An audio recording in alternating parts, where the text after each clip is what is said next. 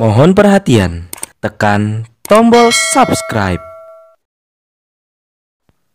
Terima kasih atas perhatiannya. Bisa jadi itu merupakan bagian dari skenario istana.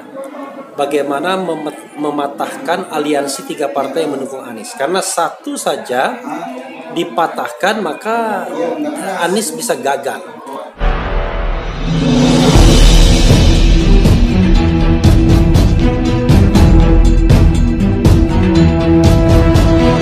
Saya Yasin Muhammad, driver online Depok.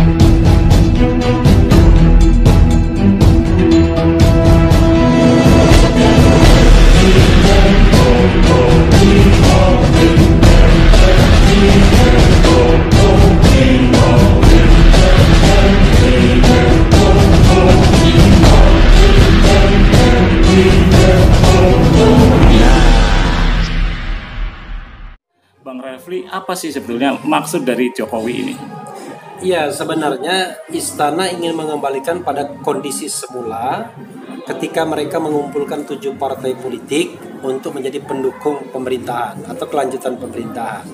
Tapi kita tahu di perjalanan Nasdem kemudian keluar dari koalisi istana untuk mendukung Anies Baswedan, dan bersama Demokrat serta PKS mereka mencapai presidensial threshold. Nah, persoalannya adalah bagaimana dengan 6 partai tersisa. Inginnya istana dalam analisis saya mereka mengajukan satu jagoan juga agar tidak terpecah suara mereka. Nah, disitulah persoalannya, karena dalam konteks ini ada 2 kandidat yang sama-sama merasa berhak untuk menjadi calon presiden. Pertama adalah Prabowo Subianto, dan yang kedua adalah siapapun yang akan di-endorse oleh PDIP. Bisa Ganjar, bisa Puan, bisa nama yang lain. Ini yang kemudian tidak mudah untuk menyatukan, dan Presiden Jokowi sendiri sampai sekarang sepertinya belum ada kesepakatan dengan Megawati untuk mengajukan calon siapa. Koalisi 5 partai menurut saya itu berupa tekanan kepada Megawati dan PDIP agar ikut arus istana. Tapi di sisi lain Megawati memasang call tinggi, kalau mereka gabung dengan koalisi 5 partai atau yang katanya koalisi besar itu, mereka ingin jabatan calon presiden. Pertanyaannya adalah ada 2, apakah Prabowo Subianto mau dijadikan hanya sebagai wakil presiden, misalnya calon wakil presiden. Yang kedua, kalau PDIP ngotot untuk mendapatkan jatah kursi calon presiden, siapa yang akan mereka jagokan? Kalau yang dijagokan di luar Ganjar Pranowo, sepertinya akan deadlock, karena istana barangkali akan berkeberatan kalau yang diajukan Puan Maharani misalnya. Tapi kalau yang diajukan Ganjar Pranowo, maka koalisi 5 kekuatan itu akan pecah.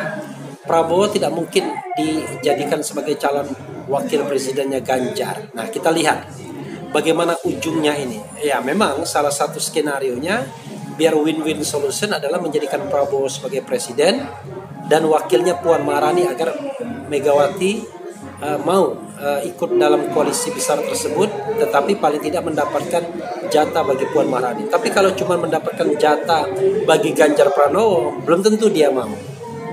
Ya, misalnya presidennya Prabowo, wakilnya Ganjar. Menarik. Bisa-bisa ya, kalau tidak ada kesepakatan, PDIP menjadi partai yang jalan sendiri. Kalau PDIP menjadi partai yang jalan sendiri, ya bagus bagi demokrasi kita, agar calon itu jangan 2 saja, head to head seperti 2014 dan 2019. Kita berharap calon itu bisa lebih banyak agar persaingan dan kompetisi itu jauh lebih bermartabat, lebih terbuka dan lebih berkualitas. Apakah memungkinkan kalau misalkan ada 3 calon untuk undang-undang pemilu yang sekarang? Oh iya, sebenarnya secara teoritis bukan 3 calon, 4 calon. Ya, untuk mengajukan calon itu minimal paling gampang dengan kursi 115 kursi. Nah, Anies sudah dapat ya lebih dari 115 kursi karena dia 59 ditambah 54 ditambah 50. Jadi sudah lebih ya, ada 163. Ya, 163 ya, kurang lebih. Nah, sementara kalau untuk PDIP dia punya 128 kursi, dia bisa maju tanpa harus berkoalisi. Sementara yang 5 partai ya lebih dari cukup juga. Kalau mau 4, Prabowo sama Muhaimin pecah, lalu KIB sendiri, itu bisa jadi 4. Tapi dugaan saya maksimal 3 dan bisa jadi dua calon saja. Oke, terus mengenai yang manuver Muldoko terhadap Partai Demokrat ini kan dianggap untuk melemahkan atau menjegal Anies. Nah, apakah ini masuk dari bagian dari skenario yang koalisi besar tadi? Ya, sebenarnya bisa jadi itu merupakan bagian dari skenario istana. Bagaimana mematahkan aliansi tiga partai yang mendukung Anies. Karena satu saja dipatahkan maka Anies bisa gagal. Nah, mudah-mudahan Mahkamah Agung itu memutus sesuai dengan fakta, di mana kita tahu bahwa ya tidak bisa dibantah lagi AHY lah yang merupakan ketua umum yang sah, dan kongres yang ada di Medan kemarin di Sumatera Utara itu kongres yang tidak sesuai dengan anggaran dasar dan anggaran rumah tangga Partai Politik Demokrat, itu sepanjang yang saya tahu. Dengan demikian, kita berharap tidak ada perubahan apa-apa di Demokrat agar pencalonan Anies tetap bisa dilanjutkan. Oke, kalau gitu kan bisa saja manuver Muldoko hanya untuk supaya Demokrat ini menggantung, yaitu bisa bermain mata dengan Mahkamah Agung, sehingga menunggu sampai Pilpres selesai. Bukan sampai Pilpres selesai, tapi menjelang pengajuan calon tiba-tiba ada perubahan. Makanya kita keep on eye. Kita harus melototi Mahkamah Agung agar jangan macam-macam dalam tanda kutip, agar Mahkamah Agung memutus sesuai dengan fakta-fakta yang sudah ada sebelumnya yang didasarkan pada putusan pengadilan, ya, yaitu yang menjadi dasar bagi putusan pengadilan negeri, kemudian pengadilan tata usaha negara, Petitun, dan Mahkamah Agung. Dan ini peninjauan kembali, ya. Oke, satu lagi mungkin.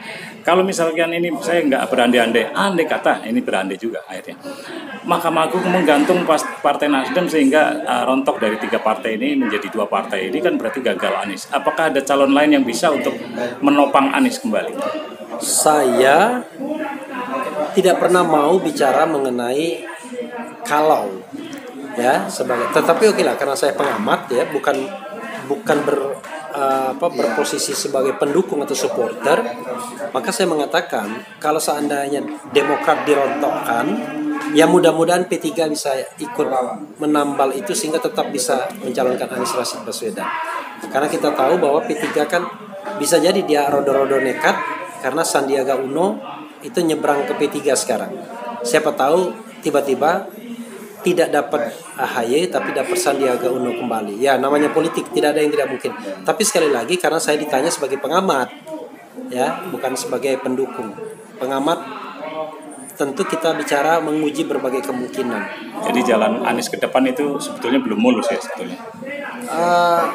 Sebelum ditetapkan sebagai calon presiden, masih ada 2 tantangan, yaitu KPK yang kelihatannya mencari-cari kesalahannya terus-menerus, dan yang kedua PK yang diajukan oleh Partai Demokrat.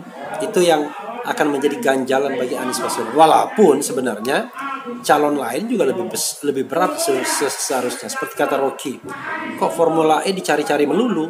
Gimana dengan misalnya EKTP? Kan EKTP jauh lebih jelas, lebih banyak merugikan keuangan negara. Atau kalau kita tidak mau kaitkan dengan EKTP atau calon presiden misalnya, ya sudahlah, coba investigasi, ya, lakukan penyidikan terhadap transaksi yang ratusan triliun di Kementerian Keuangan misalnya. Jauh lebih sehat dan baik bagi masyarakat dan bagi negara ini.